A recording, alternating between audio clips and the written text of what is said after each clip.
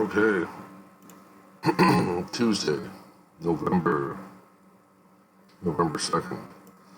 We've got NXTD here in the pre-market, on our pre-market watch.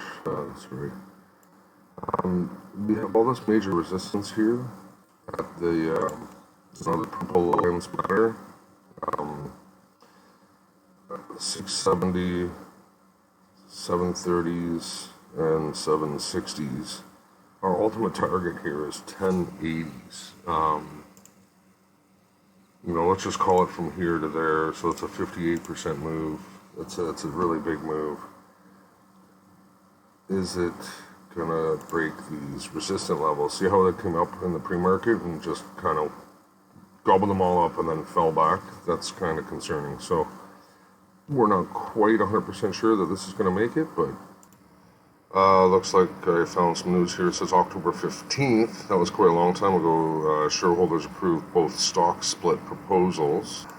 Has company to effect reverse stock splits on Friday, October 15th. So that's already happened. Here's the NXTD press release here. That's the most recent press release, so October 15th. So there's really, so far, here's our SEC filings here for October 15th. So that's like the most recent. So the most recent news is not relevant. It's way too long ago, and it's not it. So dubious. We don't know if that's a thing or not. See, there you go. So it hit those levels.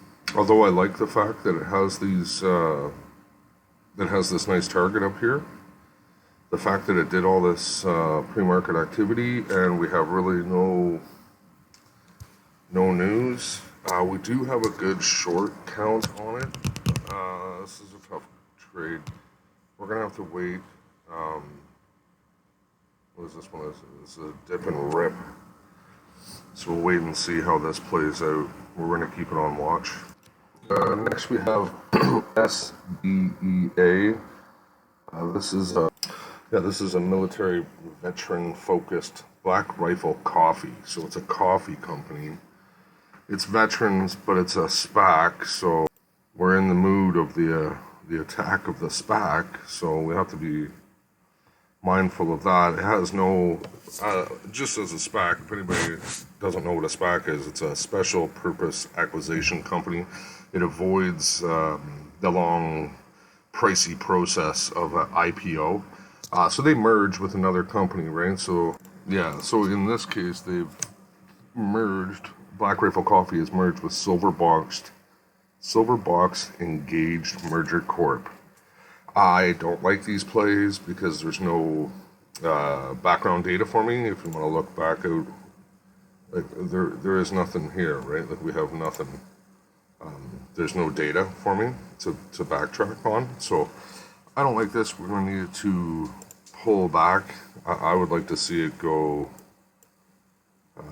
into the VWAP, I suppose. I would like to see it dump. And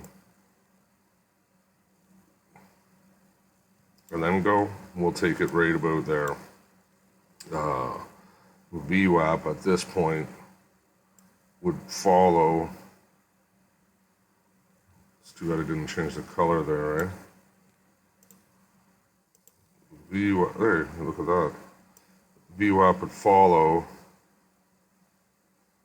and kind of, do one of those, right? So that would be an ideal situation for that. Next we have OCGN. Now this one is a former runner, but it's got a really high float. Let's say 29% of it is short. That's quite a bit. Yeah, so just some quick math there. That's like 57 million shares short there. So, but there's the chart, onward and upward. So keeping in mind, is it gonna, fly like it did before? You got your VWAP. It's way above VWAP, so it's gonna be wanting to draw them back to VWAP. VWAP could be about $10, eventually $11. I don't really see it. I didn't see a bunch of news on it either. We were looking at this, but at the last second here, I just started to kind of look at it. It's not looking so great to me. Oh, sorry about that. It's not looking so great to me now. This is a tight chart, and then I'm going to zoom out here. So realistically, we have a target here of about $6.57, give or take. You know, and these purple lines do matter. So, you know, we're just too close. This trade, it's just too close for trade.